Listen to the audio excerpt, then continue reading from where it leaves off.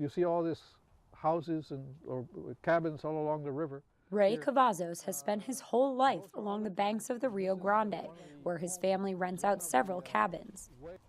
From across the river, he can see Mexico, but Ray doesn't believe immigration is a threat.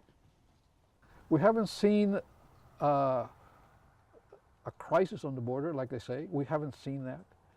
As you can see, I mean, it's a quiet place. It's not it's a very peaceful place.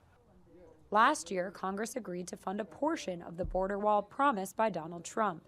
Since then, the Cavazos family has started receiving letters from the government announcing its intention to build on their grounds, effectively turning their property into a no man's land between the U.S. and Mexico. The family, who originally settled in the region in the 18th century, say they still don't know how much they'll receive in damages. You know, land to us is worth more than money.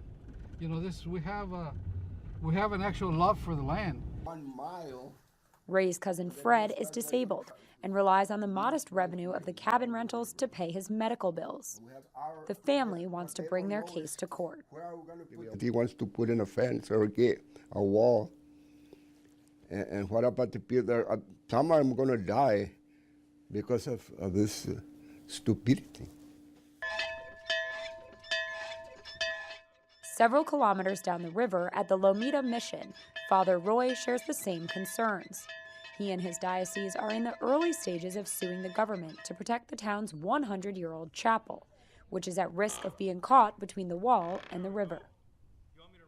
This wall, both ways, it's going to keep us from the church, but it's going to symbolize to the neighbors, we're afraid of you and we think you're up to no damn good and we don't want you coming over here. So the symbolism is pretty ugly. Captain Johnny! It's understood that several hundred other people living near the river have received letters from the government demanding their land for the wall.